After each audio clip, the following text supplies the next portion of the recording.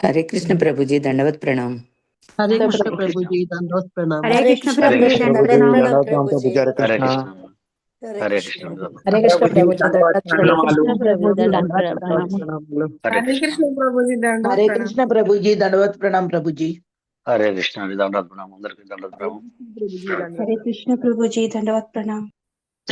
हरे कृष्ण अंడి అందరికీ దండవత్ ప్రణామాలు। హరే కృష్ణ ప్రభుజీ, దండవత్ ప్రణామాలు ప్రభుజీ। హరే కృష్ణ దండవత్ ప్రణామాలు। दंडवत प्रणाम। హరే కృష్ణ అండి అందరికీ దండవత్ ప్రణామం। అందరికీ స్వాగతం, సుస్వాగతం। ఈరోజు మనం భగవద్గీతలోని ఒక టాపిక్ వైజ్ గా వెళ్తున్నాం కాబట్టి ఈరోజు భగవద్గీతలోని 5 అంశాల్లోనైనా కర్మ గురించిన యొక్క కొన్ని శ్రీకృష్ణ భగవానుడు సందేశం ఏమి ఇచ్చాడో చూసుకుంటూ 6వ అధ్యాయము 1వ శ్లోకం గురించి మనం చర్చించుకున్నామండి। శ్రీమద్ భగవద్గీత యథాతథము 6వ అధ్యాయము 1వ శ్లోకం।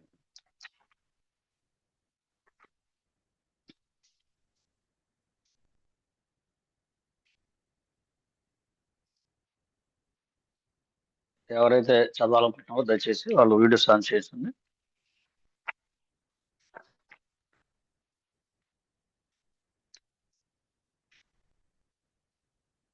ఓకే, ముందుగా మనం ప్రార్థన చేసుకొని గురుదేవులకి తర్వాత మనం మంగళాచరణ చేసుకొని స్టార్ట్ చేద్దాం। ఓం అజ్ఞానతిమిరాంధస్య జ్ఞానాంజన శలాకయా చక్షురున్మిలితం యన్న తస్మై శ్రీ గురవే నమః। నమో విష్ణుపాదాయ కృష్ణప్రేష్ఠాయ భూతలే శ్రీమతే జయపతాక స్వామితి నామినే నమాచార్య పాదాయ నితాయ కృపదాయనే గౌరకథాదామదాయ నగరగ్రామతారిణే నమావం విష్ణుపాదాయ కృష్ణప్రేష్ఠాయ భూతలే శ్రీమతే భక్తి వేదాంత స్వామితి నామినే నమస్తే సారస్వతీ దేవి గౌరవాణి ప్రచారిణి నిర్విశేష శూన్యవాది పాశ్చాత్య దేశతారిణి జయ శ్రీ కృష్ణ చైతన్య ప్రభు నిత్యానంద శ్రీ అద్వైత గదాధర శ్రీవాసాది గౌర భక్త వృంద హరే కృష్ణ కృష్ణ కృష్ణ హరే హరే హరే రామ రామ రామ హరే హరే మూకం కరోతి వాచాలం భంగం లంఘయితే గిరం యత్ కృపాకరం తమహం వందే శ్రీ గురు దీనతారిణం పరమానందమాధవం శ్రీ చైతన్యమీశ్వరం సత్యం వాంఛాకల్పతరుభ్యశ్చ కృపా సింధుభ్యైవ చ పతితానాం పావనేభ్యో వైష్ణవేభ్యో నమో నమః। అనంత కోటి వైష్ణవ భక్త వృంద की जय। नमाचार्य हरिदास ठाकुर की जय। श्रील प्रपात की जय। श्रील गुरुदेव की जय। निताय गौर प्रेमानंदे हरि हरि हरि ఓం। హరే కృష్ణ। దయచేసి ఎవరైనా క్లాస్ వినేటప్పుడు జపం చేస్తుంటే మాత్రం దయచేసి మీ యొక్క జపాన్ని వాయిదా వేయండి కొద్దిసేపు। 2 ప్యారలల్ గా చేయడం అంత సౌకర్యంగా ఉండదు। ఈ భగవంతుని కృష్ణ కథ అందుకని ఎలా ఉంటుందంటే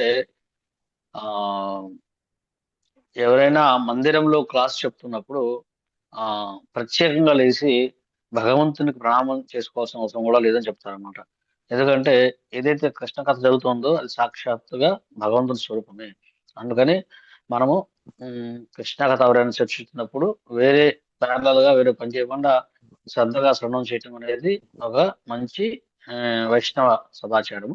దయచేసి ఎవరైనా అలా చేస్తూ ఉంటే దయచేసి దీన్ని ఆపండి చెప్తున్నమాట। హరే కృష్ణ। 6వ అధ్యాయము 1వ శ్లోకము। శ్రీ భగవానువాచ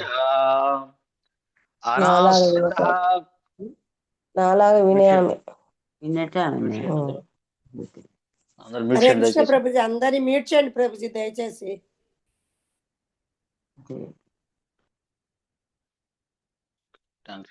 అందరు మ్యూట్ చేసి ఉన్నారు। ఓకే।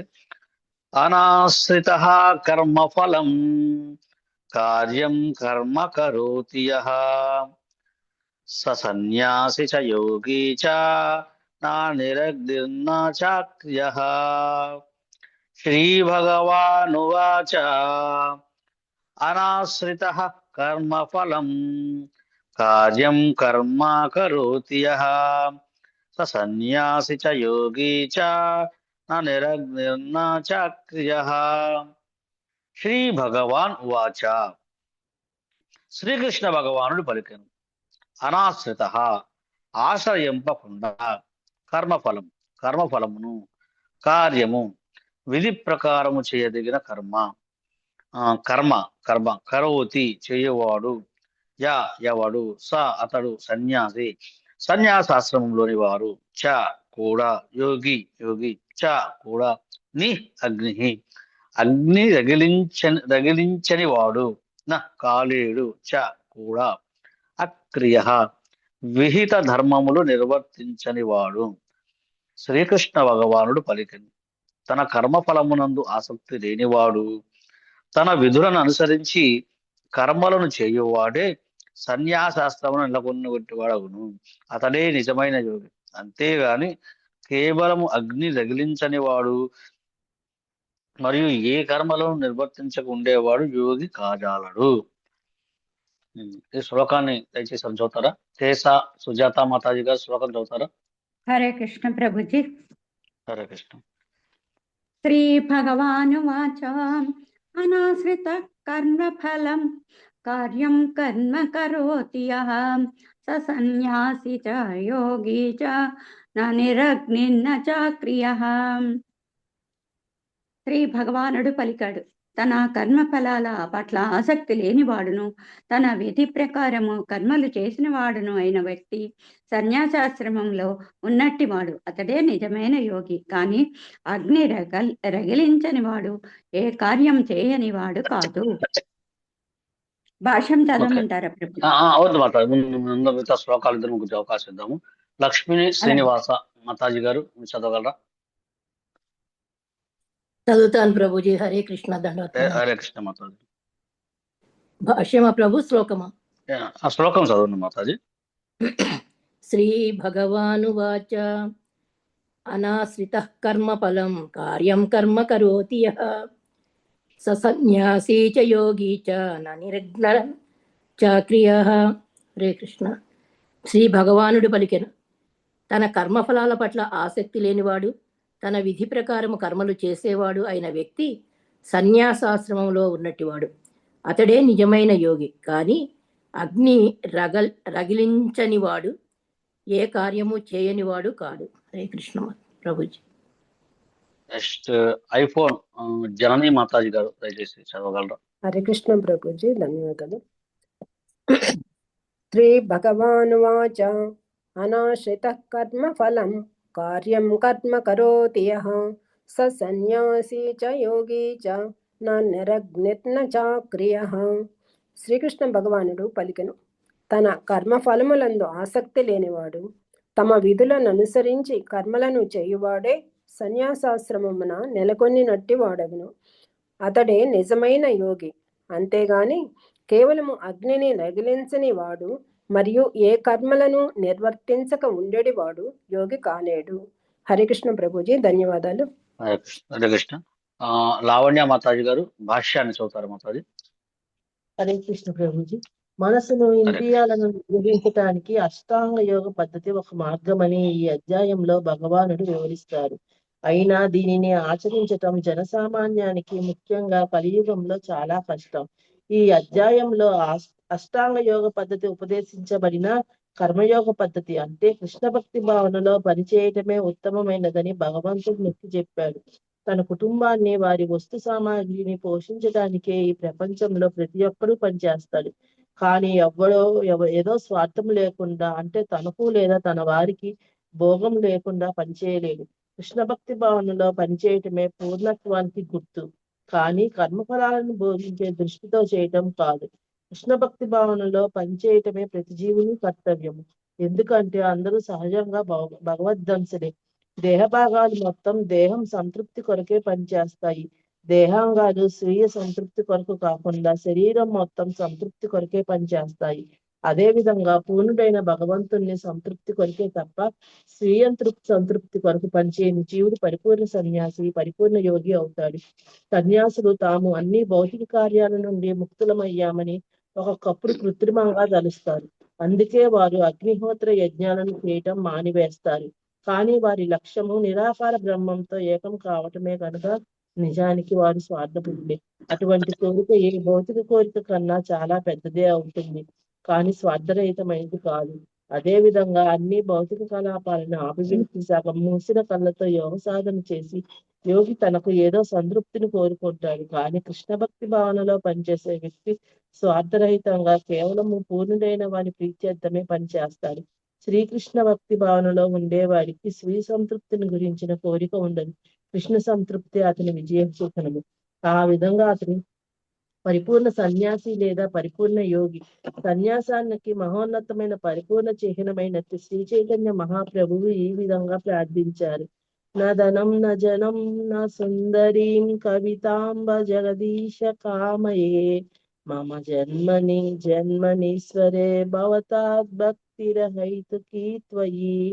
ఓ జగదీశ్వర, ధనాన్ని కూడబెట్టాలని గాని అందమైన శీలను భోగించాలని గాని నాకు కోరిక లేదు. అనేక మంది అనుయాయులు నాకు వద్దు. జన్మ జన్మలకు నా జీవితంలో నేను కేవలం నీ భక్తియుత సేవ అనే నిర్హేతుక కరుణని కోరుకుంటాను. హరే కృష్ణ ప్రభుజీ, ధన్యవాదాలు. హరే కృష్ణ అండి. ఇక్కడ మనము ముందుగా మంగళాచరణ చేసుకొని స్టార్ట్ చేద్దాం. ఓం అజ్ఞానతిమిరాంధస్య జ్ఞానాంజన శలాకాయ చక్షురున్మిళితం జన తస్మై శ్రీ గురవే నమః. నమో విష్ణు పాదాయ కృష్ణ ప్రేష్టాయ భూతలే శ్రీమతే భక్తి వేదాంత స్వామితి నామిని. నమస్తే సారస్వతి దేవే గౌరవాణి ప్రచారిణి నిర్విశేష శూన్యవాది పాశ్చాత్య దిశతారిణి. జయ శ్రీ ప్రభుపాదకి జయ, శ్రీ గురుదేవుకి జై. హరే కృష్ణ అండి. మనం భగవద్గీత అధ్యయనం చేస్తున్నాము. భగవద్గీతలో 5 అంశాల గురించి మనం చర్చించుకుంటున్నాము. తర్వాత సునీత కంఠమనేని మాతాజీ గారైనా దయచేసి భగవద్గీతలోని 5 అంశాలు ఒకసారి చెప్పగలరా? జీవుడు, ఈశ్వరుడు, ప్రకృతి, కర్మ, కాలము. దీనిలో 4 పర్మనెంట్ ఏంటండి? ఒకటి తాత్కాలికమని చెప్పగలరా? కర్మ తాత్కాలికమైనది ప్రభుజీ. జీవుడు, ఈశ్వరుడు, ప్రకృతి, కాలము శాశ్వతమైనవి. జీవుడు, ఈ 4 పూర్తి శాశ్వతమైనది. ఈ కర్మ మాత్రం మనం మార్చుకోవడానికి అవకాశం ఉంటుంది. Okay, thank you Mataji. ఇది ప్రతిరోజు ఎందుకు మనం చర్చించుకుంటామంటే ఆ విధంగా ప్రతిరోజు చర్చించుకోవాలి, మనం అర్థం చేసుకోవచ్చు, మన యొక్క కర్మని మనం మార్చుకోవడానికి అవకాశం ఉందని అనుకుంటుంది. తర్వాత లక్ష్మీ రూప సత్యభామ డిడి మాతాజీ గారు దయచేసి మనకి 3 రకాల కర్మలు ఏంటో వివరించగలరా? ఎవరంటే వీడియో ఆన్ చేయండి, మాకు ఎవరు అర్థం కాలేదు. ఉన్నారా? హరే కృష్ణ. లక్ష్మీ రూప సత్యభామ డిడి అని ఉంది ఇక్కడ. ఓకే, ఇంకా ఎవరు ఉన్నారు ఇక్కడ? శుభాంగిని శ్రీదేవి దాసి మాతాజీ గారు దయచేసి మీరు వివరించగలరా భగవద్గీతలో మనం చెప్పిన 3 రకాల కర్మలు? హరే కృష్ణ ప్రభుజీ. కర్మ, అకర్మ, వికర్మ ప్రభుజీ. కొంచెం దానికి చెప్పగలరా? అకర్మ అంటే ఏమిటి, కర్మ అంటే ఏంటి? కర్మ అంటేనేమో శాస్త్రానుసారంగానే చేస్తారు, కానీ వాళ్ళ తృప్తి ఆనందం కోసం చేస్తూ ఉంటారు ప్రభుజీ. అకర్మ అంటేనేమో కృష్ణ చైతన్యంలో చేసేటువంటి కర్మలు అకర్మ అనబడుతుంది.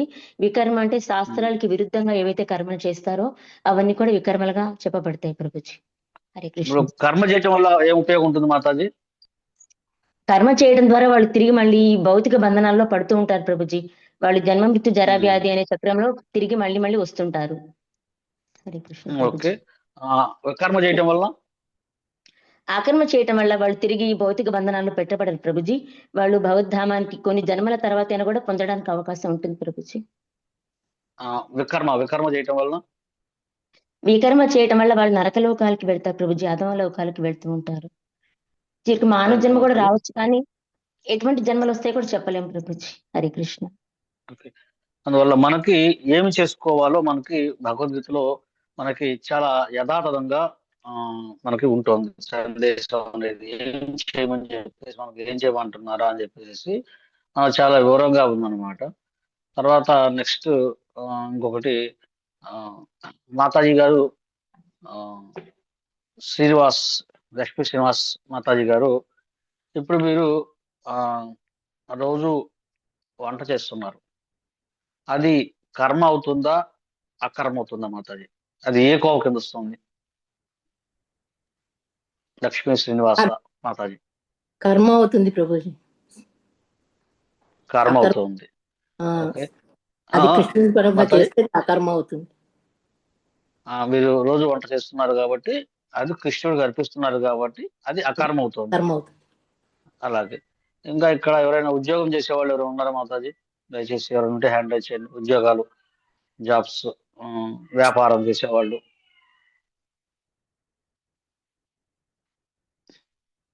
ఓకే, ఎవరు ఇక్కడ హ్యాండ్ రైజ్ చేయలేదు. ఓకే, అక్షర, సౌజన్య దయచేసి చెప్పండి మాతాజీ. హరే కృష్ణ ప్రభుజీ. మీరు హరే కృష్ణ, మీరు ఉద్యోగం కానీ వ్యాపారం కానీ చేస్తున్నారా? దాంట్లో అది మీరు చేసేది కర్మ అవుతుందా, ఆ కర్మ అవుతుందా మీరు చెప్పగలరా? కృష్ణ చైతన్యకు రాకముందు అయితే కర్మ అవుతుంది ప్రభుజీ. కృష్ణ చైతన్యంలో వచ్చిన తర్వాత అయితే అకర్మగా భావించవచ్చు ప్రభుజీ. ఎందుకంటే అకర్మగా భావిస్తున్నారు మీరు?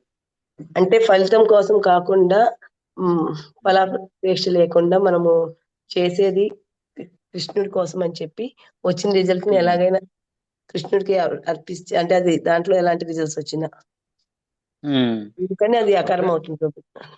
Okay, thank you. అందువల్ల ఇక్కడ మనకి శైల ప్రపాద్ వారు ఇచ్చిన ఈ డెఫినేషన్ ఏదైతే ఉందో కర్మ, అకర్మ, వికర్మ, మన దైనందిక జీవితంలో ఎంతమంది అందరం కూడా మనము కర్మలు చేసేవాళ్ళము, కొంతమంది వికర్మలు కూడా చేసేవాళ్ళు ఉన్నారు. కానీ ప్రపాద్ వారి దయ వల్ల, నిజంగా కేవలం ప్రపాద్ వారి దయ వల్ల మాత్రమే మనము మనందరి జీవితంలో మనము ఒక అకర్మ చేసే స్థాయికి మనల్ని ప్రపాద్ వారు తీసుకొచ్చారు. మనందరినీ కూడా నిజంగా ప్రపాద్ వారు చేసిన గొప్ప మిరాకిల్ ఇదంతా కూడా. అంటే మనం చేసే కర్మని కృష్ణుడి కోసమే. మాతాజీలు వంట చేస్తే అది భగవంతుని అర్పితంగా చేస్తున్నారు. ఆ విధంగా చేసినప్పుడు అది కర్మ అవుతుంది. అంటే భగవద్గీత ప్రత్యేకంగా చేస్తున్నాము. అలాగే ఈ వృత్తి చేసినా, ఏ వ్యాపారం చేసినా ప్రపాద్ వారు చెప్తారన్నమాట. అంటే ఒక సాఫ్ట్వేర్ ఇంజనీర్ అతను కంటిన్యూగా టైప్ చేస్తున్నప్పుడు కూడాను అతను భగవత్ స్మరణలో ఉంటే, ఆ వచ్చే ధనాన్ని భగవత్ స్మరణలో ఉపయోగిస్తే ఆ టైప్ కొట్టడం కూడా జపంతో సమానం అని చెప్తారన్నమాట. అంటే అతను భగవత్ స్మరణలో ఉంటూ అతను వచ్చిన ఫలితాన్ని కూడా భగవంతుడు అర్పిస్తున్నట్లయితే అది అకర్మ అవుతోంది. అతను చేసే టైపింగ్ కూడా జపంతో సమానమైంది అవుతుంది చెప్పేసి మనం అర్థం చేసుకోవాలన్నమాట. అందుకని భగవత్ అర్పితంగా చేసే ప్రతి పని కూడా అది అకర్మే అవుతుంది.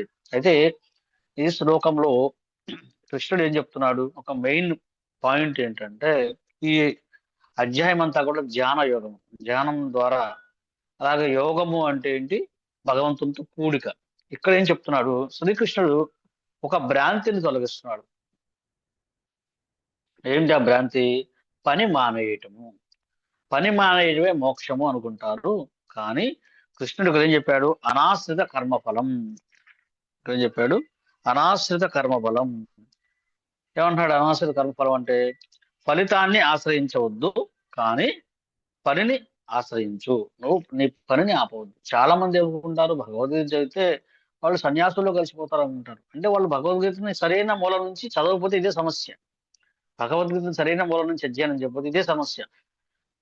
అర్జునుడు తన యొక్క కార్యాన్ని ఆపేద్దాం అనుకున్నాడు, కానీ భగవంతుడి సందేశం అయిన తర్వాత ఆయన తన కార్యంలోకి చాలా చక్కగా ఆయన స్మరించుకు మామూలు స్మర యుద్ధస్థం అంటే ఆయన స్మరించుకుంటూ యుద్ధం చేశాడు అనమాట. అందుకని ఇక్కడ స్వామి చెప్తుంది ఏంటంటే మీరు ఫలితాన్ని ఏం ఆశించవద్దు అని చెప్తున్నారు అనమాట. అలాగే ఇక్కడ ఇంకొక పదం కూడా చెప్పారు, సన్యాసి అని ఒక దానికి డెఫినేషన్ ఇచ్చారన్నమాట. సన్యాసి అంటే ఏదో కాషాయ వస్త్రం ధరించిన వాడు, తన ఇంటిని వదిలేసిన వాడు కాదు. ఎవరైతే తన బాధ్యతని భగవంతుని ప్రీతి కొరకు చేస్తారో అతనే సరైన సన్యాసి. మరి అటువంటి ఎలా సన్యాసాశ్రమంలో ఉండాలో ప్రపాద్ వారు మనకి ఆయన యొక్క నడవడిక ద్వారా ప్రతిదీ చూపించారు. ఒక మాయావాది సన్యాసి గారు ఒకరు ఉన్నారంట. వారు ఏమంటారంటే, నేను ధనాన్ని ముట్టుకోను, ₹1 బిళ్ళ ముట్టుకుంటే నాకు ఏదో అయిపోతుంది, నేను ధనాన్ని టచ్ చేయను, నాకు ధనం అవసరం లేదు అని చెప్తారంట. శిల ప్రపాదులు వారు ఏమంటారంటే, ప్రపంచంలో ఉన్న ధనం మొత్తం నాకే కావాలి. ఎంత తేడా ఉంది చెప్పండి.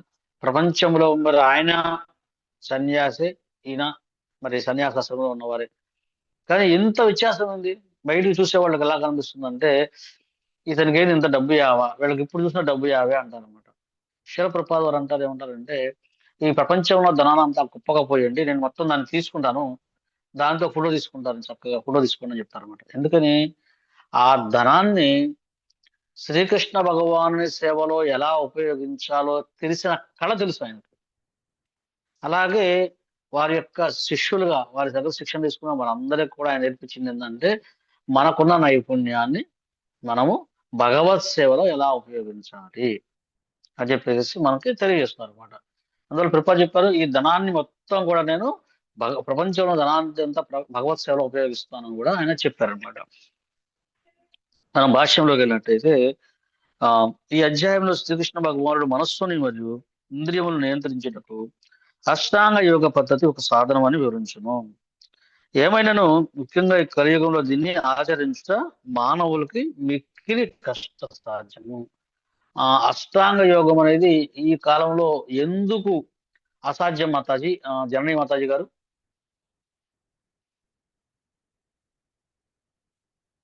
హరే కృష్ణ ప్రభుజీ.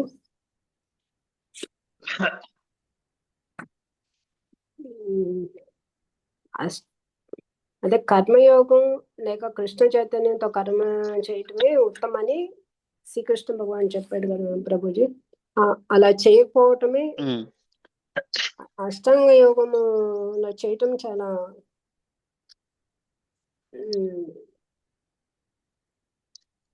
అంటే దానికి కావాల్సిన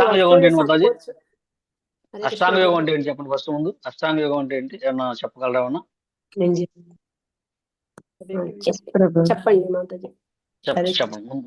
యమము, నియమము, ఆసనము, ప్రత్యాహారము, ధారణ, సమాధి, ధ్యానము, మొత్తం 8 అంశాలు ప్రభుజీ. ఏదైతే ఈ 8 అంశాలు ఇక్కడ ఏం చెప్తున్నారు, అష్టాంగ యోగ పద్ధతి ఈ కలియుగంలో దీన్ని ఆచరించడం మిక్కిలికి కష్టతరమైన విషయము.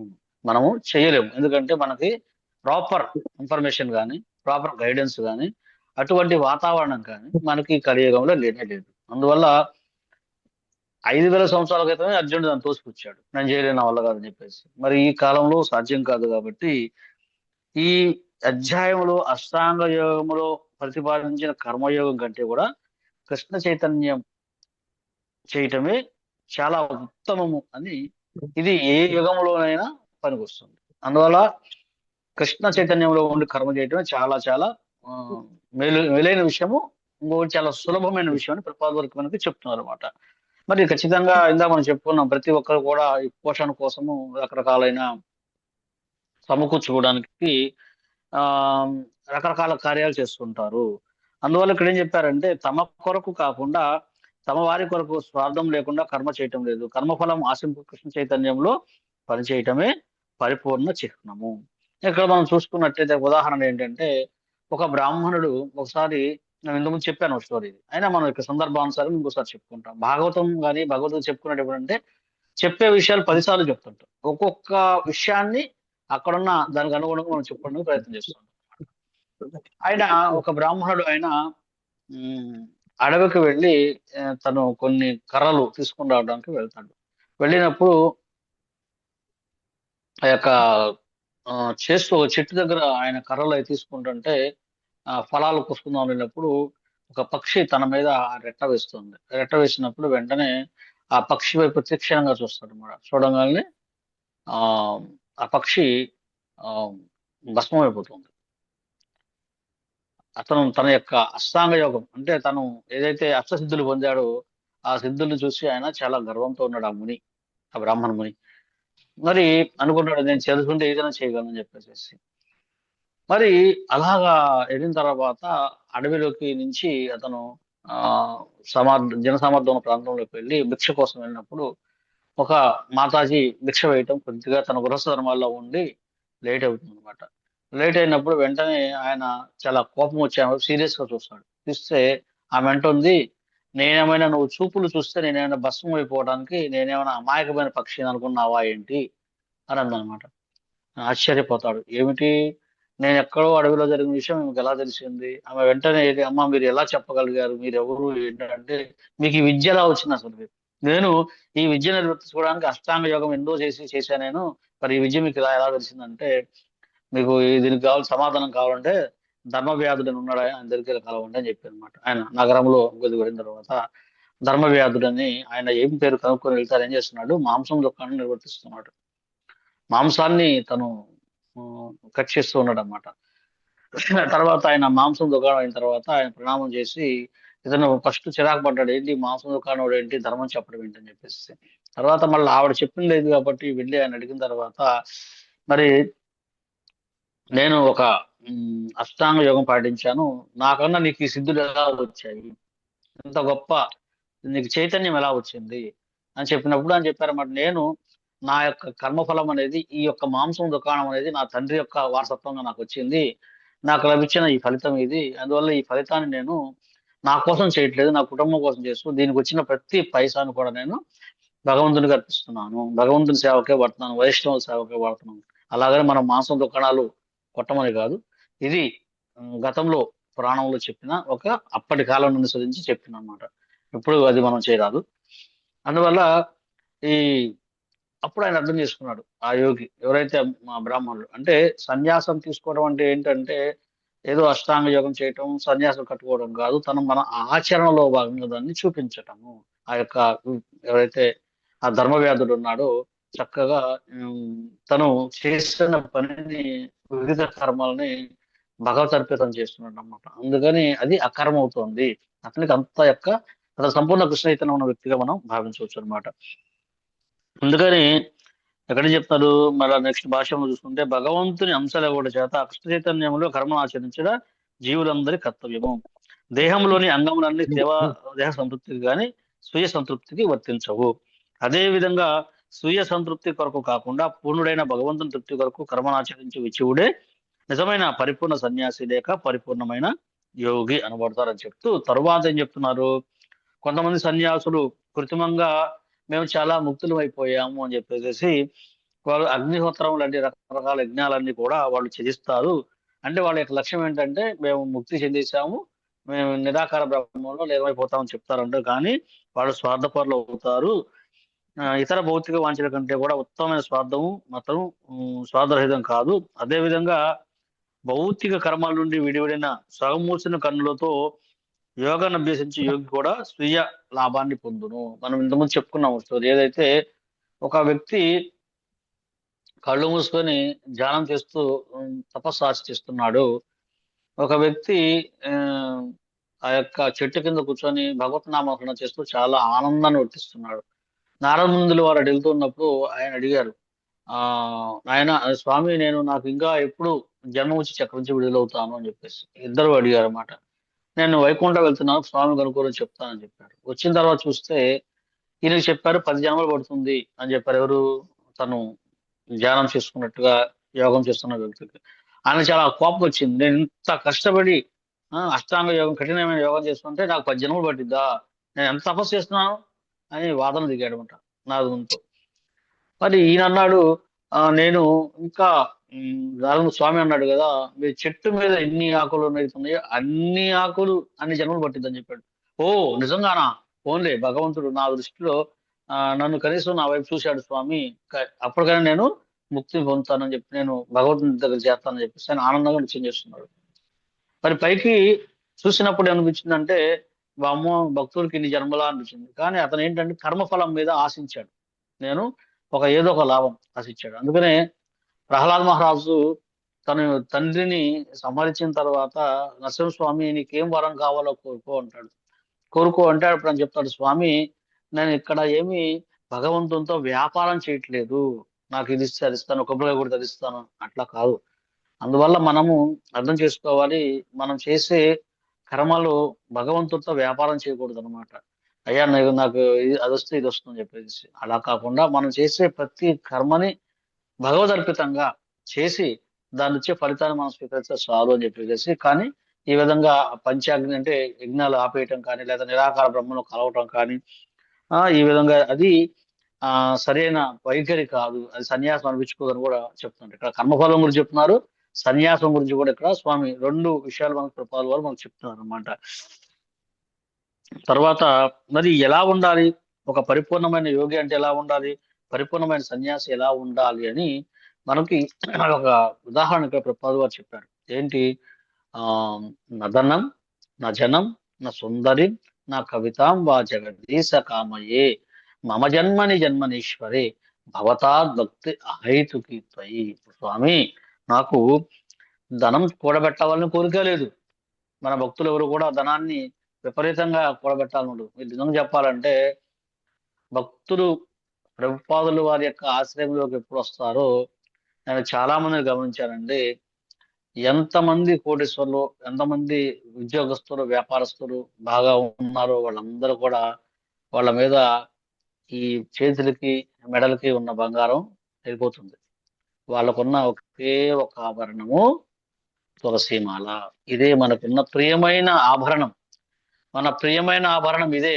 ఇదే కోట్ల విలువ చేసే వజ్రాభరణాలు, మనకు ప్రియమైన ఆస్తి. హరే కృష్ణ హరే కృష్ణ కృష్ణ కృష్ణ కృష్ణ కృష్ణ కృష్ణ హరే హరే హరే హరే హరే హరే రామ రామ హరే హరే రామ రామ రామ రామ రామ రామ హరే హరే. ఇదే ఇదే మనకున్న కోట్ల విలువైన ఒక్కొక్క జపం, ఒక్కొక్క నామం ప్రభుపాద వారు ఇచ్చిన, గురువు ఇచ్చిన ఇదే మనకు విలువైన ఆస్తి. అలాగే 18 గ్రంథాలు, 18 కోహినూర్ డైమండ్స్ మనకు ప్రభుపాద వారు ఇచ్చారు. శ్రీమద్ భాగవతం, భగవద్గీత, చైతన్య చరితామృతము, అలాగే భక్తుల యొక్క సాంగత్యము, గురువు యొక్క కృప, ఇలాంటి అపురూపమైన ఐశ్వర్యాన్ని మనకు ఇచ్చారు ప్రభుపాదులు. అలాగని ఎన్ని ఉన్నాయి మనం పరిమాణేస్తున్నామా? మన పని మనం చేస్తూనే ఉన్నాం. చేస్తూ చేస్తూ చేస్తూ కూడాను మనము మన చేస్తున్నాం అన్నమాట. ఒకసారి ఎలాగా ఎంత భక్తులు భగవంతుని ప్రత్యర్థం చేస్తారు, ప్రభుపాదుల వారి పట్ల ఎంత నిబద్ధతతో ఉంటారని చెప్పేసి నేను ఒక క్లాస్ లో ఉన్నాను. ఉదాహరణ ప్రభు చెప్పారు. అంటే కర్మ చేస్తున్నారు, కర్మ చేసినప్పటికీ వారు జపాన్ని ఆపటం లేదు. ఏంటంటే ఒకరోజు ఒక పెద్ద ఉత్సవం జరిగింది మందిరంలో. ఆ ఉత్సవంలో పెద్దగా కొన్ని ఐటమ్స్ చేయాల్సి ఉంది. ఒక మాతాజీ అచ్చంగా పూరీలే చేయాలి, పూరీలు చపాతీలు చేయాలి. ఒక మాతాజీకి ఆ సేవ ఇచ్చారు. మరి ఆమె 16 మాలల జపం చేయవలసి ఉంది. ఏం చేస్తుందంటే మాతాజీ, అంటే నేను ఇలా చేయమని కాదు, ఈ విధంగా చేసే అది కూడా అది కృష్ణ చైతన్య కర్మ అవుతుందని చెప్పి మనకు చెప్తున్నారు అనమాట.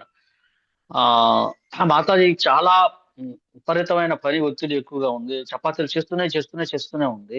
ఆమె ఏం చేస్తుందంటే ఒక చపాతి ఇలా నొక్కుతూ ఉన్నప్పుడు ఆమె ఒక మంత్రం, ఆమె జపమాలని ఆ ఎదురుగా చపాతీ చేసే దగ్గర ఒక హుక్కు తగిలిచ్చేసేసి ఒక చపాతీ చేస్తోంది, ఒక హరే కృష్ణ మంత్రం చెప్తోంది, ఒక చపాతీ చేస్తోంది, ఒక హరే కృష్ణ మంత్రం చెప్తోంది.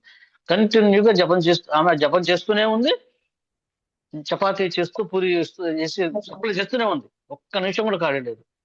రోజు కన్నా ఎక్కువ జపం చేసింది ఆమె నిర్ణీత సమయంలో రోజు కన్నా ఎక్కువ జపం చేసింది అనమాట. తర్వాత వారిని ఒకసారి ప్రభుపాద వారు చెప్పారంట. చెప్తే ఈరోజు మీరు జపం బాగా చేశారని చెప్పారంట. ఆమె కళ్ళము నీళ్ళు వచ్చినాయని చెప్పేసి నేను ఒక ప్రభు చెప్తున్నాను. అంటే ఏంటంటే గురువు మనల్ని గమనిస్తూ ఉంటాడు. ఆ విధి లేని పరిస్థితుల్లో కొన్ని మనం ఆ విధంగా అది కూడా జపం అవుతుంది. అంటే ప్రతిసారి అలా చేయమని కాదు, ఎప్పుడన్నా ఆ ఫెస్టివల్స్ కృష్ణాష్టమి ఇలా జరిగినప్పుడు మనము చాలా తీవ్రమైన పని ఒత్తిడిలో ఉంటాం అన్నమాట. అంటే భగవత్ సేవలో ఒక నిమిషం కూడా రెస్ట్ తీసుకోవడానికి లేకుండా కృష్ణాష్టమి కానీ, గౌరవ పూర్ణిమ కానీ, పెద్ద ఉత్సవాలు అందరికీ తెలుసు, సీనియర్ భక్తులందరూ కూడా. అందువల్ల మనము కృష్ణ చైతన్యంలో కర్మ చేయటమే మన యొక్క కర్తవ్యం, కానీ పని మానేయటం కానే కాదని చెప్తూ అందువల్ల ఇక్కడ ఏం చెప్పారు, ధనాన్ని కూడబెట్టడం కానీ, అందమైన స్త్రీలను కావాలని కానీ, అనేక మంది అనుచరులు కావాలని కూడా కానీ నేను వాంఛించను. అనేక జన్మలు కలిగిన నీ భక్తిత సేవ నిర్హేతుక కృపను నేను కోరుకుంటాను. మేము ఇక్కడ మా మందిరంలో కూడా మేము చూసాం, చాలా మంది భక్తులను చూసాం, ఆఫీసర్లను చూసాము, పెద్ద ఉద్యోగస్తుల్ని, వ్యాపారస్తులను చూసాము. అసలు వాళ్ళు కొంతమంది అసలు ఆయన కొంతమంది ఉన్నారు, లక్ష్మారెడ్డి ప్రభు గారు చెప్పే ఒక ఆయన ఉన్నారు. ఆయన అగ్రికల్చర్ ఆఫీసర్ అయినప్పుడు కూడాను ఎంతో నిబద్ధతతో ఉంటాడు. ఎంతో చాలా గౌరవం, తన గౌరవాన్ని కోరుకోడు ఆయన. ఎప్పుడు ఎదురు వారికి గౌరవం ఇస్తాడు. మేము అలాంటి వాళ్ళని చూసి చాలా ఆశ్చర్యపోతాం, ఎలా ఉండగలుగుతున్నారు ఇలా అని చెప్పేసి. మాకు భక్తిలో రావడానికి ముందు ఆయన ఒక మంచి ఇన్స్పిరేషన్. ఇప్పటి నుంచి ఇప్పటి వరకు 10 ఏళ్ల నుంచి కూడా అలాగే ఉన్నారు. అట్లాగే ఏంటంటే మరి మనం పని చేస్తున్నప్పుడు కూడా పనికి ఆసక్తులు కావు. అలాగే మనకి జనక మహారాజు స్టోరీ కూడా అంతే. జనక మహారాజు ఆయన పరిపాలన చేస్తూ ఉంటాడు. పరిపాలన చేస్తూ తన యొక్క కర్మల్ని, డ్యూటీస్ ని తిరుపులు ఇస్తూనే ఉంటాడు. చక్కటి తిరుపులు ఇస్తుంటాడు. ఒకసారి ఆ నగరం మొత్తం మంటకి అగ్నికి ఆహుతవుతుంది. అయినప్పటికీ కూడా అందరూ కూడా భయపడిపోయి పరిగెడుతుంటారు. కానీ ఆయన తను భగవద్ యొక్క ధ్యానంలోనే ఉంటాడనమాట. అంటే అతనికి ఏదైతే ఈ రాజ్యం మీద ప్రలోభం అనేది లేదనమాట. నాకు భగవంతుని ఇచ్చిన ఆస్తి ఇది. ఆ భగవంతుని ఆ విధంగా ఏదన్నా జరిగినప్పుడు నేను దాని గురించి అంతగా బాధపడను. అంటే దాని గురించి అంత లోభత్వం లేడనమాట జనక మహారాజు. అందుకని మనకి భగవద్గీతలో జనక మహారాజు యొక్క ఉదాహరణ కూడా మనకి చెప్తారు అన్నమాట. రాజుల్లో నేను జనక మహారాజు లాంటి వాడిని అని చెప్పేసి కూడా ఆయన శక్తి ప్రధానం అని చెప్తారు. అందుకని మనం అర్థం చేసుకోవాలి, ఏదైనా సరే మనము చక్కగా తర్వాత మనం ఇంకొక ఉదాహరణ కూడా కర్మ ఎలా చేయాలో చూసుకున్నట్టయితే భక్త అంబరీష్ మహారాజు చెప్తే ఆయన ప్రతిసారి మనకి వారి యొక్క ఉదాహరణ ఇస్తుంటారు అనమాట. ఆయన తన యొక్క కాళ్ళతో భగవంతుడి మందిరానికి వెళ్తున్నాడు, తన చేతితో మందిర మార్జనం చేస్తున్నాడు, తను భగవత్ కథలు వింటున్నాడు, భగవత్ కథ జపం చేస్తున్నాడు, భగవత్ ప్రసాదం తీసుకుంటున్నాడు, భగవంతుని దివ్యమంగళ స్వరూపాన్ని నేత్రాలతో చూస్తున్నాడు. ఈ విధంగా ఆయన అన్ని పనులు చేస్తున్నప్పటికి కూడాను ఆయన భగవద్ అర్పితంలోని ఒక మహారాజు అయినప్పటికీ అలాంటి వ్యక్తిని రక్షించడానికి మ్యూట్ చేసుకోండి. హరే కృష్ణ. లక్ష్మీ సత్యభామ డీడీ దయచేసి మ్యూట్ చేయగలరు. ఈ విధంగా మనము మన కర్మల్ని భగవత్ అర్పితంగా చెయ్యాలి. అదే మనకి శ్రేష్టమైన కర్మ అని చెప్పేసి మనకి ఈ శ్లోకం ద్వారా తెలియజేస్తున్నాం అన్నమాట. హరే కృష్ణ. ఈ యొక్క శ్లోకంలో ఏదైనా డౌట్స్ ఉన్నప్పుడు కానీ లేకపోతే ఇంకేదన్నా ఉంటే దయచేసి మీరు ఒక ప్రశ్న 2 ప్రశ్నలు తీసుకుందాము. ఎవరైనా ఉంటే దయచేసి మీ ప్రశ్న ప్రభుజీ అష్టాంగ యోగాన్ని ఒకసారి చెప్పరా ప్రభుజీ? అష్టాంగ యోగ మాతాజీ చెప్పారు కదా, యమ నియమ ఆసన ప్రాణాయామము ధారణ ప్రత్యాహార, ఈ విధంగా 8 రకాలైన టక్కని గుర్తురాలేదు ప్రభుజీ. పర్లేదు. ఎందుకంటే ప్రశ్నలు ఇవన్నీ మనం ఎందుకు అడుగుతున్నప్పుడు ఏంటంటే మనము ప్రతినిత్యం చర్చించుకుండాలి. అందుకే ప్రభుపాద వారు ఏం చెప్తారంటే తన భక్తులు ఎవరైతే ఉన్నారో, తన శిష్యులు ఎవరైతే ఉన్నారో, తన శిష్యులు ఒక లాయర్ లాగా ఉండాలని కోరుకుంటాడు. ఎందుకంటే ఒక కోట్ చేశారు ఒకసారి, నా శిష్యులు ఎవరు కూడా, ఎందుకంటే మనకి ధర్మ గ్రంథాలు ఇచ్చారు, న్యాయ గ్రంథాలు ఇచ్చారు. ఒక న్యాయవాది కోర్టులో ఏం చేస్తారంటే 2 న్యాయవాదులు వాదించుకుంటున్నారు. 2 న్యాయవాదులు కూడా వాళ్ళు ఏం చెప్తారంటే మిలాట్ ఐపీసీ పినల్ కోడ్ ఫలానా సెక్షన్ ప్రకారం ఇలా చేయకూడదు, ఇలా చేయాలని చెప్తారు. 2 కూడా ఐపీసీ పినల్ కోడ్ చెప్తారు. అంటే ఏంటి, చట్టపరంగా శాస్త్రపరంగా చెప్తున్నారు కానీ వేరే చెప్పట్లేదు. అలాగే ప్రభుపాద వారు చెప్తారంటే మనకి ఈ ప్రభుపాద వారు వచ్చిన ఇవన్నీ కూడా న్యాయ గ్రంథాలు. అందువల్ల మనం వీటిని ఎప్పుడు కోట్ చేస్తూ ఉండాలి, అంటే చదువుతూ ఉండాలి. ఎప్పుడు చదువుతూ చర్చించుకుంటూ ఉండేదంటే ఒక్కోసారి స్ట్రైక్ అవ్వదు కరెక్టే, అదే మనం ప్రాక్టీస్ చేసుకుంటూ ఉండేది. ఇంకోసారి కరెక్ట్ మిస్ అయ్యాను అని చెప్పేసి మనం నోట్ చేసుకుంటానికి. అందుకే మనకి ఎప్పుడు మధ్య మధ్యలో కొన్నిసార్లు ఇలా అడుగుతుంటాం అనమాట. అంటే మీకు తెలియదని కాదు, ఇంకొకసారి గుర్తు చేసుకోవడానికి అవకాశం వస్తుంది. ఆ విధంగా ఈ 8 ద్వారా ఏమవుతుందంటే అష్టాంగ యోగం చేసుకోవడం ద్వారా ఏమవుతుంది. ఇంకోటి ఏంటంటే వీళ్ళు పర్ఫెక్ట్ గా అష్టాంగం చేసిన వ్యక్తికి ఏమవుతుంది, అష్టసిద్ధులు వస్తాయి. రమణ మాతాజీ గారు దయచేసి అష్టసిద్ధులు అంటే చెప్పగలరా ఏమన్నా? రమణ మాతాజీ గారు అష్టసిద్ధులు అంటే చెప్పగలరా ఏమన్నా?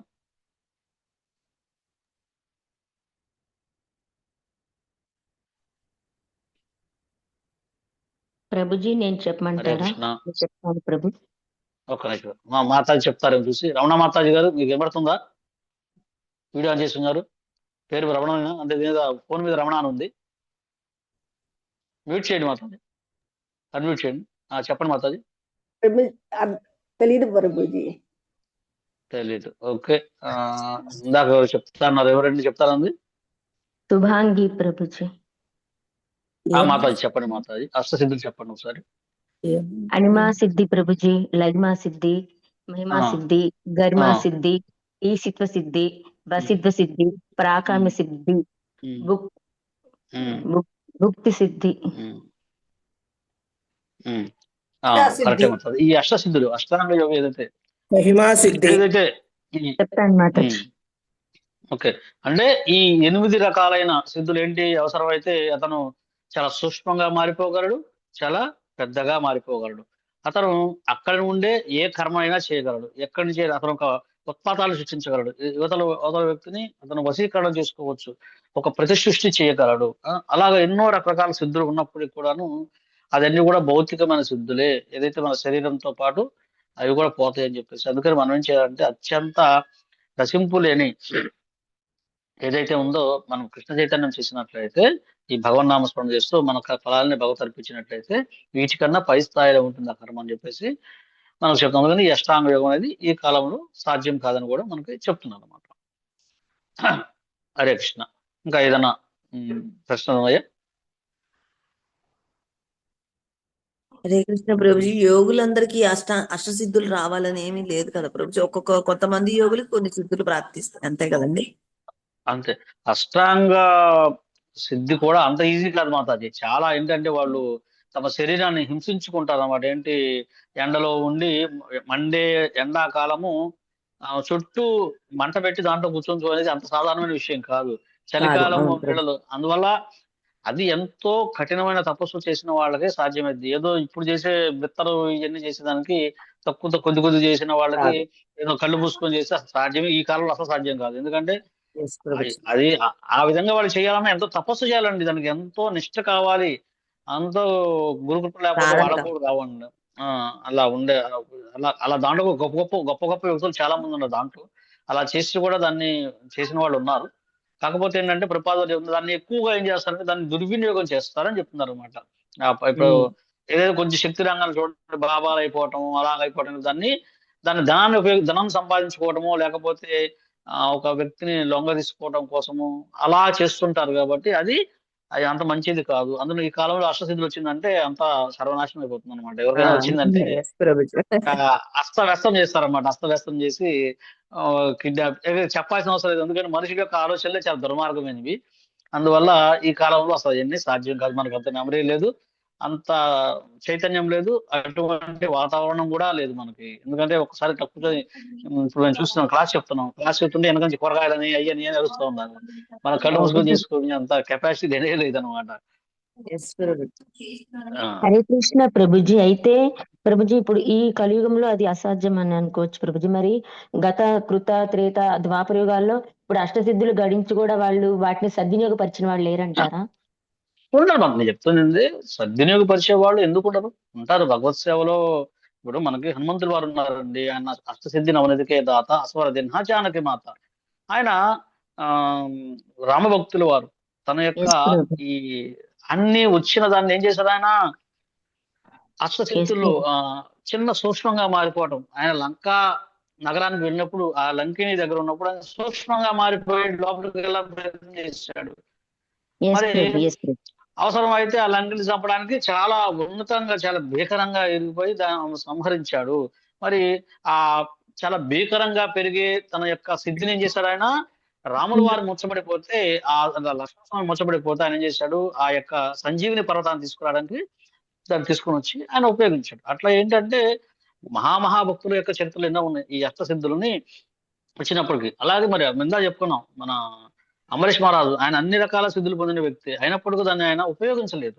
అలాగేంటంటే భక్తుడు ఎప్పుడు తన స్వార్థం కోసం ఉపయోగించాడు. ఆయన ఎప్పుడు కూడా దాన్ని భగవదర్పితంగానే చేస్తాడని చెప్పి అర్థం చేసుకోవచ్చు. మనం ముఖ్యంగా అష్టసిద్ధుల్ని బాగా పర్ఫెక్ట్ గా వాడిన ఎవరంటే మనము రామభక్తులు హనుమంతుల వారిని మనం చాలా చూసుకోవచ్చు. వారు చాలా పర్ఫెక్ట్ గా, ఆయన కోపాన్ని కూడా మనకి ఉపదేశామృతం శ్లోకం ఉంటుంది కదా, వాచో వేగం, మనస క్రోధ వేగం, జిహ్వా వేగం, ఉదరోపస్థ వేగం. ఆ క్రోధాన్ని కూడా భగవంతుని సేవలోనే వాడాడు. ఆయన చాలా భీకరంగా పోట్లాడాడు, రాక్షసులు సంహరించాడు. ఆ క్రోధాన్ని తన రాములు సీతమ్మ తల్లిని తీసుకొచ్చాడని ఆ క్రోధాన్ని భగవత్ సేవలో, రాముని సేవలో వాడారన్నమాట. అందుకని ఎవరైనా సరే మనం దీన్ని ప్రతి దాన్ని కూడా భగవత్ సేవలో వాడేవాళ్ళు చాలా మంది ఉన్నారు. కానీ ఈ కాలంలో ఏంటంటే అది సాధ్యం కాదు అని చెప్పేసి మనకి ప్రపాదం చెప్తున్నారు అనమాట. ప్రభుజీ, అంటే ఈ అష్టసిద్ధులు మనం ఎప్పుడు హనుమంతుల వారినే బాగా చెప్పుకుంటాము. అంబరీషుల గురించి ఇప్పుడు మీరు చెప్తే ఆయనకు కూడా ఉన్నాయని తెలిసింది. ఇంకెవరైనా ఉన్నారా ప్రభుజీ? చాలా మంది ఉంటారు మాతాజీ. మనం ఏంటంటే మనం సెర్చ్ ఒకసారి దాని గురించి చూసుకుంటే భక్తులు చాలా మంది నాకు తెలిసి ఏంటంటే అండి, మీరు గమనించారో లేదో, ఒక చిన్న నేను చెప్తాను, ఒక సింపుల్ ఉదాహరణ. మీరు అష్టసిద్ధుల దాకా అవసరం లేదండి. ఎవరైతే భగవంతుని దివ్యనామాలు, ఎందుకంటే మనకి వైష్ణవులకి ఎప్పుడు కూడా ఏం చెప్తారంటే ప్రభుపాదుల వారు, మనం ఎప్పుడు కూడా ఎదుటి వ్యక్తిని కనీసము నిందించకూడదు, నిందించరాదు అని వైష్ణవులకి చెప్తారు. ఎందుకండి దాని యొక్క అర్థం కూడా ఇంకొక అర్థం ఉందండి. భగవంతుని యొక్క దివ్యనామము ఎంత శక్తివంతమైందంటే, ఒకసారి ఒక రాజుగారు ఒక తప్పు పని చేశారండి. ఆ తప్పు పని చేసి ఆ ఆయన తెలిసింది ఆయనకి, నేను తప్పు పని చేశాను, నా వల్ల పొరపాటు జరిగిందని. ఆయన వెంటనే ఏం చేశారంటే పశ్చాత్తాపడి దాన్ని తెలుసుకోవడానికి, దాని నివృత్తి కోసము తన యొక్క గురువు గారి దగ్గరికి వెళ్ళాడు. గురువు గారి దగ్గరికి వెళ్ళి, అయ్యా, అప్పుడు గురువు గారు లేరు, వాళ్ళ అబ్బాయి ఉన్నాడు. ఏమిటి రాజు గారు ఇలా వచ్చారంటే, నేను ఒక చిన్న పొరపాటు చేశాను, దాన్ని నివృత్తి చేసుకోవాలనుకున్నాను అంటే, అబ్బాయి అన్నాడు, మీరు ఒకసారి మీరు 3 సార్లు రామనామం జపించండి అని చెప్పారన్నమాట. సరే, ఆయన రామనామాన్ని జపిస్తామని చెప్పేసి ఆయన జపించి వెళ్తున్నాడు. అంతలోకి ఎదురు గురువు గారు వచ్చారు. వెంటనే ఆయన రథం దిగి ప్రణామం చేసి, ఏమిటి రాజా ఇలా వచ్చారు మీరు ఆశ్రమానికి అంటే, రాజా, గురుదేవా, నా వల్ల చిన్న పొరపాటు జరిగింది, నేను దాన్ని సరి చేసుకున్నాను, అయితే దాన్ని ఎలాగా చేయాలని చెప్పేసి నేను మీ దగ్గరకు వచ్చాను, మీరు లేరు, అబ్బాయి ఉన్నాడు.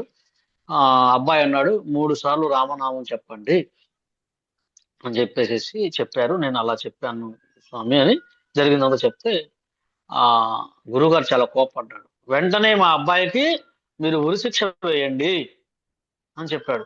రాజుగారు ఆశ్చర్యపోయాడు, ఏంటి ఇలా చెప్పాడేంటి, ఇలా అంటున్నాడు ఏంటి అని చెప్పేసి. అంటే నేను చెప్పింది నా బిడ్డకు అర్థం కాలేదు, 3 సార్లు ఎందుకు రామనామము, ఒకసారి రామనామం చెప్తే మీ యొక్క సర్వ పాపాలు తొలగిపోతాయి, అంత మహత్తరమైన శక్తి రామనామంలో ఉంది. శ్రీరామ రామ రామేతి రమే మనోరమే సహస్రనామ తత్తుల్యం రామనామ వరాననే. అంటే రామనామంలో అంత శక్తి ఉంది, ఒక రామనామంలో 3 సార్లు ఎందుకు చెప్పాలి అని చెప్పి, అంటే ఆయన ఉద్దేశం ఏంటి, అక్కడ ఆ మహిమాన్వితమైన రామనామం అంత శక్తివంతమైంది. మరి మనము ఒకసారి రామ అంటే 1000 విష్ణునామాలు చెప్పినట్టుగాని మనం చదువుకున్నాము. అలాగే కృష్ణ అంటే 3 రామనామాలు చెప్పినట్టుగా అనుకున్నాము. మనం ప్రతిరోజు ఇప్పుడు హరే కృష్ణ హరే కృష్ణ కృష్ణ కృష్ణ హరే హరే హరే రామ హరే రామ రామ రామ హరే హరే. మరి దీంట్లో ఎన్ని దివ్యనామాలు ఉన్నాయండి, ఎంత మహిమాన్వితమైంది. ఇన్ని రామనామాలు మనం భగవంతుని యొక్క దివ్యనామాన్ని స్మరిస్తున్నప్పుడు మరి నోటికి పవర్ లేకుండా ఉంటుందని అనుకున్నారు చెప్పండి. మన నోటికి చాలా శక్తి ఉంటుంది, ఎందుకంటే మనం భగవంతుని దివ్యనామాలు చెప్తున్నాము. కాకపోతే మనకు సిద్ధి ఉంది అనే సంగతి మనకు తెలియకపోవచ్చు.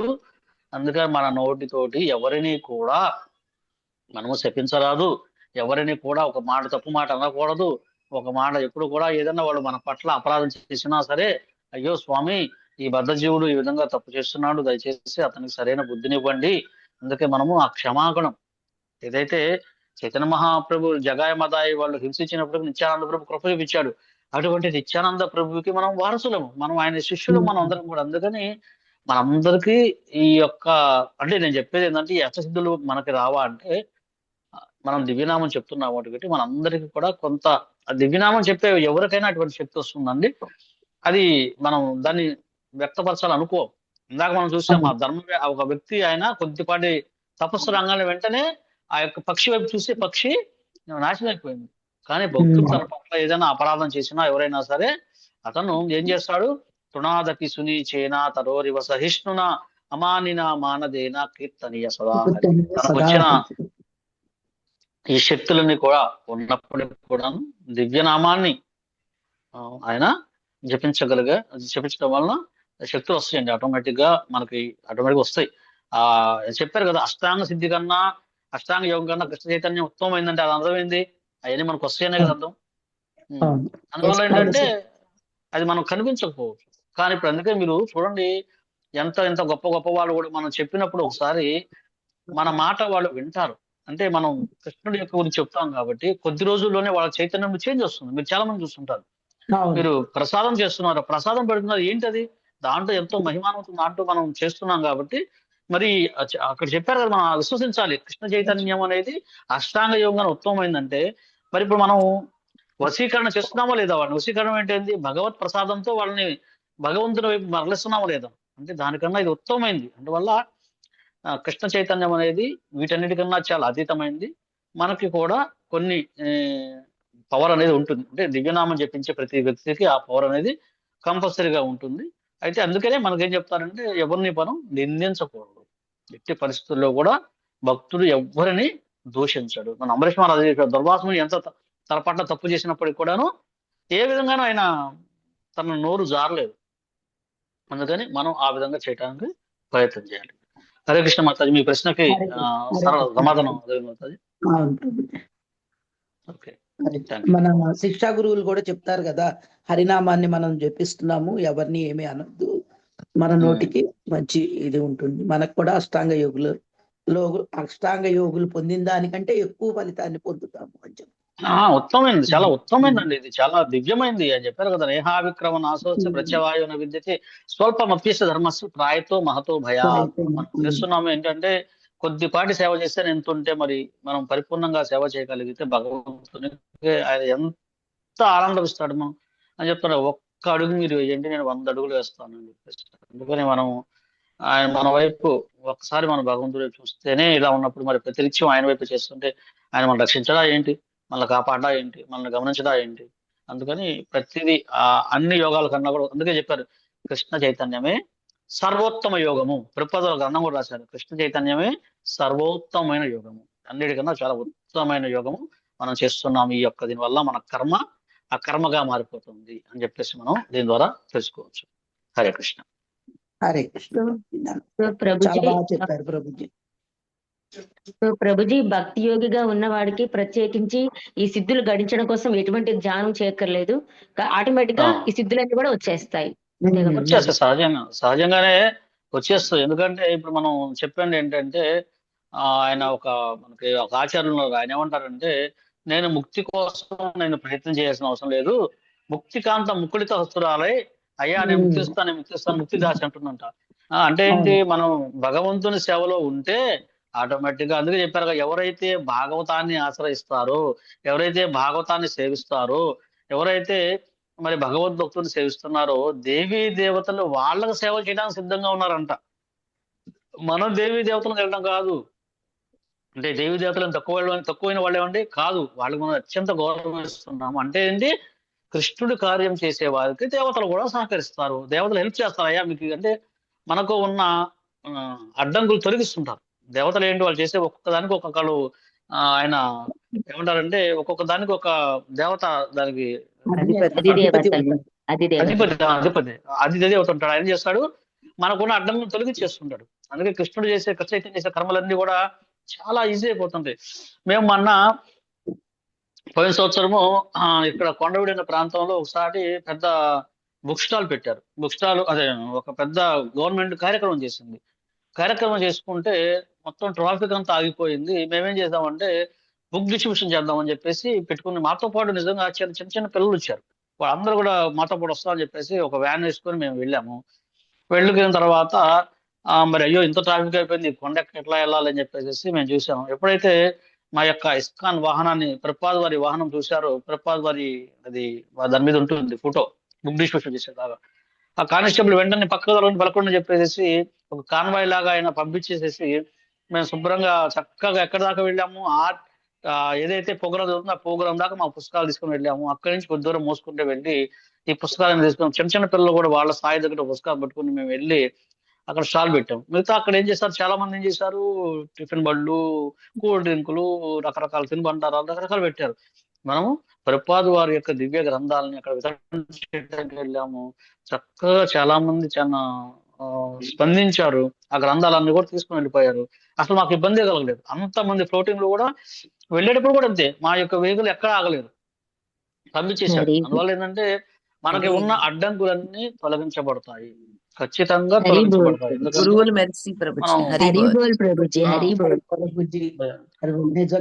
మనం ఏంటంటే మనం చేసేది, మనము ప్రభుపాదుల వారి మనకు శక్తి ప్రదానం చేస్తున్నారండి. ప్రభుపాదుల వారి పెద్ద విద్యుత్ కేంద్రం ఉంది అక్కడ. అక్కడి నుంచి మన శక్తి ప్రసారం, మన వారి దగ్గర నుంచి వారి శిష్యులు మనకి దివ్యనామ శక్తిని ప్రసారం చేస్తున్నారు. ఆ యొక్క దివ్య జపం ద్వారా మనకు దివ్య ప్రసారం చేస్తున్నారు. అందువల్ల ఏమిటి మన శక్తిని మనం అర్థం చేసుకోవాలి. మనకు ప్రభుపాద వారు అపారమైన కృప అందిస్తున్నారు కాబట్టి మనం ఏమి చేసినా అది సాధ్యమే.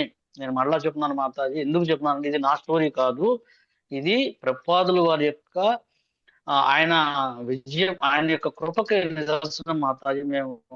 నేను ప్రతిసారి చెప్తాను, ఎప్పుడు అసలు నా స్టోరీ అని అనుకోను నేను. ఎందుకంటే కర్మ గురించి వచ్చినప్పుడు నాకు 8 సంవత్సరాల క్రితము ఒక క్లాసులో మా ప్రభువు చెప్పారు, ఏమనంటే దామోదర మాసంలో మీరు మీ యొక్క ప్రతి అపార్ట్మెంట్ లో మీరు ప్రోగ్రామ్ చేయండి అని చెప్పేసి చెప్పినప్పుడు చాలా మంది దాన్ని తీసుకున్న లైట్ తీసుకున్నారు, కొన్ని చేసుకుంటారేమో. నేను అనుకున్నాను, ఫస్ట్ భయపడ్డా నేను. ఇప్పుడు మాకు ఒక ఆశీర్వాదిస్తున్నారు. నేను ఒకే ఒక పదవి నమ్మాను, ఏంటంటే గురువు ఆజ్ఞను ధిక్కరించరాదు. అంటే మనకి ఒకటి ప్రభుపాద వారు చెప్పిన లీలామృతం చదివిన తర్వాత మేము నేర్చుకుంది ఏంటంటే అంటే ఒక్క విషయమైనా సరే మనకు చాలా స్ఫూర్తినిస్తుందండి. ప్రభుపాద వారు చదివిన అంటే ఏంటంటే శక్తి ప్రధానము మనం జాగ్రత్తగా చదివితే శక్తి ప్రధానము ప్రభుపాద వారి దగ్గర నుంచి, గురువు దగ్గర నుంచి వస్తుందని ఒకే ఒక పదం మేము నమ్మి, నేను మా మిస్సెస్ ఇద్దరం కలిసి అప్పుడు మాకు అసలు ఏం తెలియదు, అసలు ఏం చేత కాదు మాకు. సరే ప్రభుపాద వారు ఇంత పెద్ద ఇస్తున్నప్పుడు నేను ఆయన శక్తి ఇస్తున్నప్పుడు నేను చేయలేనా చిన్న పని అని చెప్పేసి దామోదర మాసం ఒక చిన్న ఫోటో తీసుకొని మా అపార్ట్మెంట్ లో పెట్టుకొని వచ్చిన వాళ్ళని బదిలాడేవాళ్ళు, అయ్యా ఓ దీపం వెలిగించండి, అయ్యా ఓ దీపం వెలిగించండి. ఆ దీపం ఎందుకు వెలిగించమని చెప్పడం మాకు జాతర తెలియదు, కాకపోతే బదిలాడుకునే వాళ్ళం. రండి ఒక దీపం, వాళ్ళు స్నానం చేస్తున్నట్టారు, స్నానం చేయడం రండి ఒక దీపం వెలిగించండి అని చెప్తూ ఉండేవాళ్ళము. అట్లా మొదటి సంవత్సరం చేశాము. పొద్దున్న పూట సాయంత్రం పూట చేసాము, ఎవరు వచ్చేవాళ్ళు కాదు. 2 గంటలు అట్లా కూర్చుంటే ఒక 4 దీపాలు ఫోన్లే 5 దీపాలు ఇచ్చాయని చెప్పేసి ఈ నివేదికను మేము టెంపుల్కి అందించాం, ఇలా జరిగిందని చెప్పేసి అందించేసాము. తర్వాత 2వ సంవత్సరం ఏం జరుగుతుందంటే మాకు ఎలా చేయాలో కొద్దిగా ఈ లోపల మేము చదువుకోవటం, అధ్యయనం చేయటం, భక్తులు తీసుకోవటము. నేను ఏం చేస్తానంటే ప్రతి విషయాన్ని నేను ఒక్కరిని చేయకుండా నేను భక్తులతో కూడా నేను మీటింగ్ పెట్టుకొని వాళ్ళతో చేస్తున్నాను అనమాట. 2వ సంవత్సరం నాకు కొంచెం బుద్ధినిచ్చాడు భగవంతుడు, ఎలా చెయ్యాలి అంటే స్మరణ చెప్పాడు, మత్త స్మృతి జ్ఞానం అపోహనం చ, మన యొక్క స్మృతి అంతా కూడా భగవంతుడే, మనకు శక్తి అక్కడి నుంచి వస్తుంది కాబట్టి దీన్ని ఇలా కాదు ఇంకొక వేలో చేద్దాం అని చెప్పేసి ఏం చేశామంటే నేను ఆలోచించుకొని అక్కడ ఉండే మాతాజీలందరినీ కూడాను వాళ్ళని రప్పించాలంటే ఏం చేయాలి, ఆ పిల్లలకి రకరకాల వేషాలు వేయించి వాళ్ళ చేత ప్రోగ్రాం చేశాం అనమాట. ఎప్పుడైతే పిల్లలకి ఏర్పాటు చేశామో ఆ పిల్లలకి వాళ్ళ రంగాలే మాతాజీలు అందరూ కిందకి దిగారు. దిగి చేసిన తర్వాత ఏం చేసాము, ఈ మాతాజీలందరికీ కూడా చిన్న చిన్న స్టోరీస్ చెప్పి వాళ్ళని కూడా మీరు రోజుకి ఒక ప్రసాదం తీసుకొని రండి, ఎక్కువ వద్దు అంత కొద్ది ప్రసాదం తీసుకొని రండి, రోజుకి ఒక తీసుకొని రండి. అలాగే మాతాజీలు కూడా రకరకాలైన వాళ్ళకి కావాల్సిన కోలాటం అని రకరకాలు పెట్టేసేసి తర్వాత ఇంకోటి ఏం చేసామంటే ముఖ్యంగా తల్లిదండ్రులను ఆకర్షించేది ఏంటంటే నాటకం, డ్రామా. వాళ్ళ పిల్లల చేత చిన్న చిన్న డ్రామాలు వేయించాం అనమాట. వాళ్ళే పట్టదాలు అవటం లేదంటే వాళ్ళు పిలవటంగా బంధువులు కూడా పిలుస్తున్నారు అనమాట. ఆ విధంగా వచ్చేదలకల్లా మాకు తర్వాత సంవత్సరం ఏంటంటే కరోనా వచ్చింది. కరోనా వచ్చినప్పుడు మేము ఆ సమయంలో మా అమ్మగారి కరోనా వచ్చింది. కరోనా వచ్చి మరి సొగ మధ్యలో ఉంది, కరోనా దామోదర మాసం సొగ మధ్యలో ఉంది, ఎలా వదిలేస్తాము అని చెప్పేసి మా అమ్మగారిని హాస్పిటల్ చేర్చాము, మా పిల్లల్ని వేరే సైడ్ పంపించేసేసి మరి రోజు నేను ఉదయం పాటు హాస్పిటల్ వెళ్తున్నాను, సాయంత్రం పాటు వచ్చేసి వెంటనే మా యొక్క దామోదర మాసం చేసుకున్నాం. ఆ యొక్క దీనివల్ల ఏం జరిగిందంటే ఈ విధంగా మేము కర్మ చేయటం అంటే మేము కేవలం గురువు మీద ఆధారపడటం వల్ల ఏమైందంటే ఈ 6 సంవత్సరాల్లో కనీసము మాకు ఒక చిన్న మందిరం అయిపోయింది. అది అక్కడ రోజుకి 70 మంది జపం చేస్తున్నారు, రోజుకి 60 మంది 70 మంది జపం చేస్తున్నారు ఈ రోజు.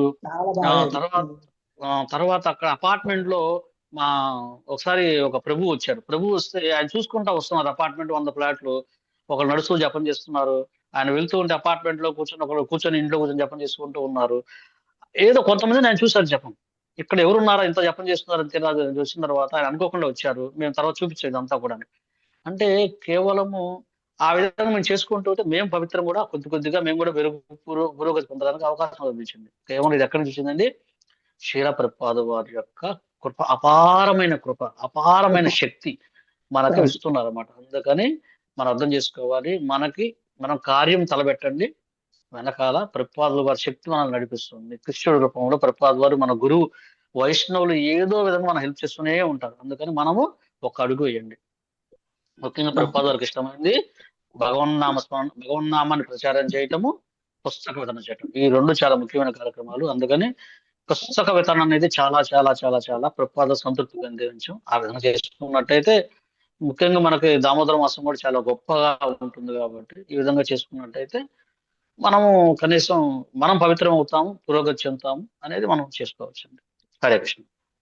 హరే కృష్ణ ప్రభుజీ. అయితే ఇప్పుడు థ్యాంక్ యూ మనకి ప్రభు. ఇంట్లో కూడాను మనం చేసే వాటిలో మనకి ప్రభుపాదుల వారి శక్తి చాలా కనిపించుద్ది ప్రభుజీ. కాకపోతే మనం ఏంటంటే అహంభావంతో ఇది మేమే చేసాము అనుకుంటాం, కానీ మనం భగవంతుడి యొక్క సంకల్పంతో గనక ఆలోచిస్తే మనకి ఇదంతా మనం చేయగలగటం అనేది ప్రభుపాదుల వారి దయ వల్లే మనం ఇంత చేయగలుగుతున్నాం. ఈ వయసులో కూడా మేము ఇంత చేసుకోవడానికి అవకాశం ఉంది అంటే అది ప్రభుపాదుని నమ్మటం మూలకంగానే ఇంత మేము చేయగలుగుతున్నామేమో అనేది గనక బాగా అర్థం చేసుకుంటే అలాగే అనిపిస్తుంది.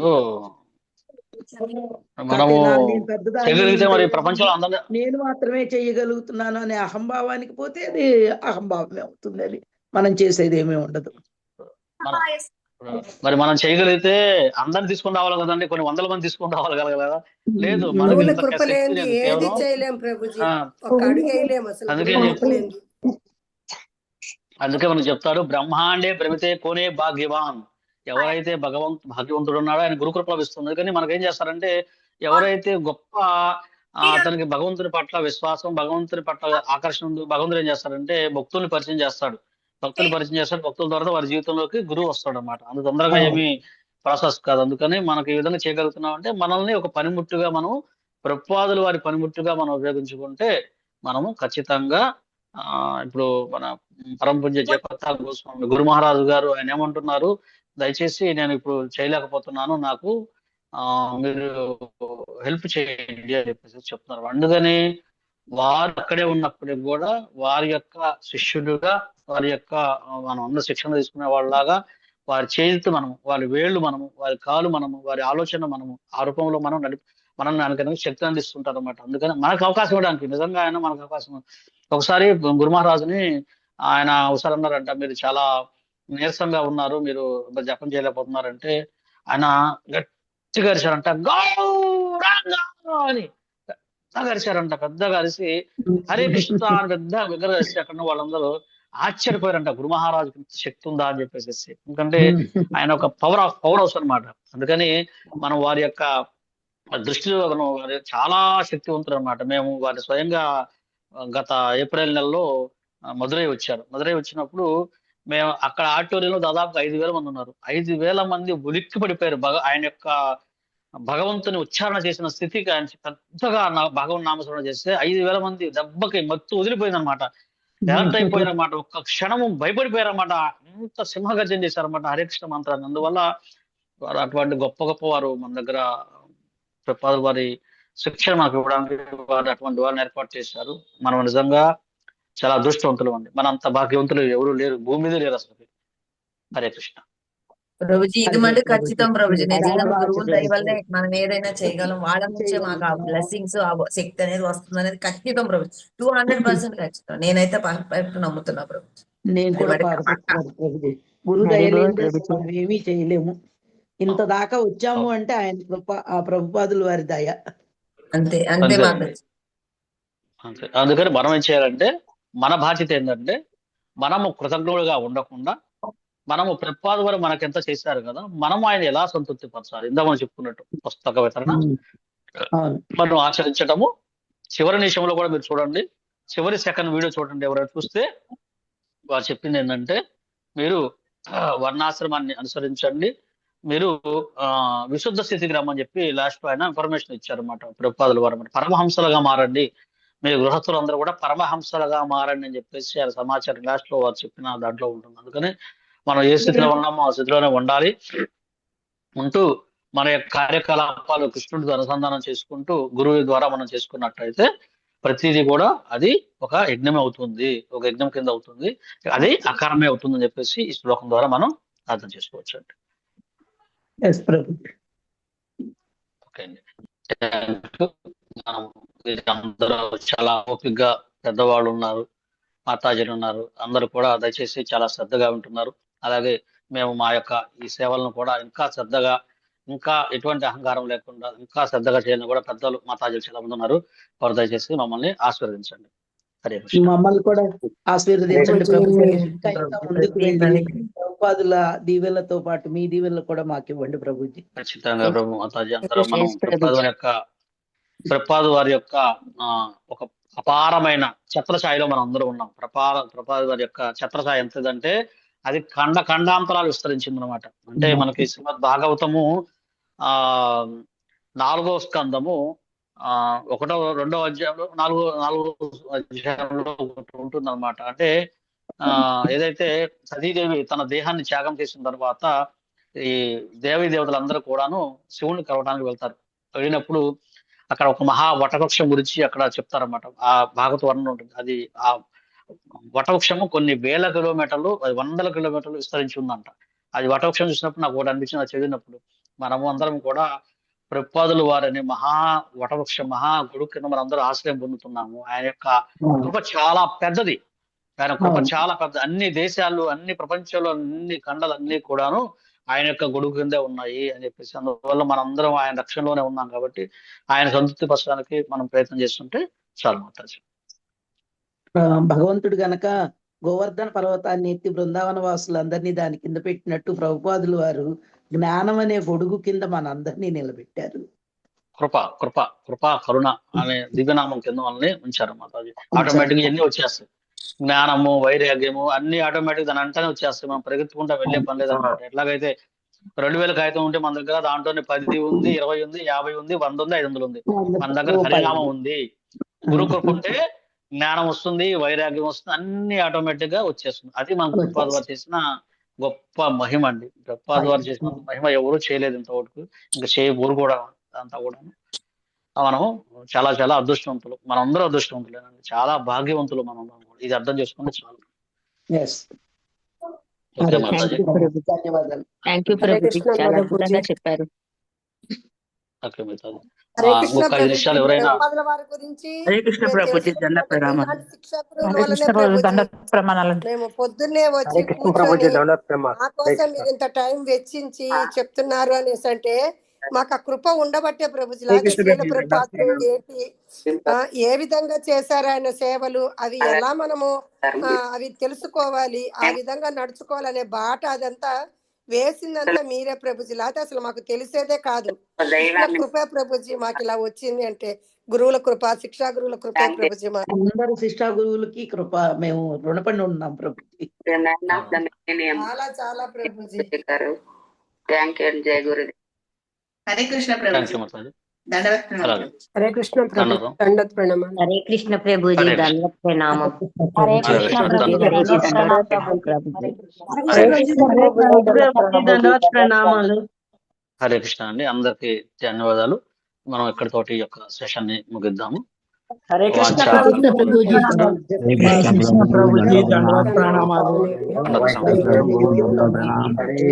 వాంఛాకల్పతరుభ్యశ్చ కృపా సింధుభ్యైవ చ పతితానాం పావనేభ్యో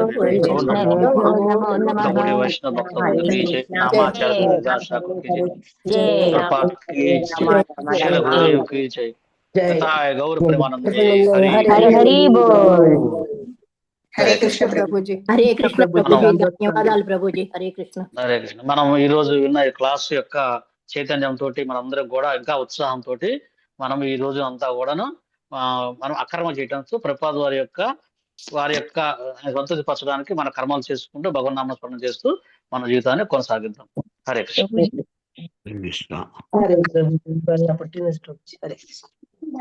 అయిపోయింది నాన్న. హరే కృష్ణ ప్రభుజీ. హరే కృష్ణ. Thank you. నేను రికార్డింగ్ క్లాస్ క్లోజ్ చేస్తున్నాను.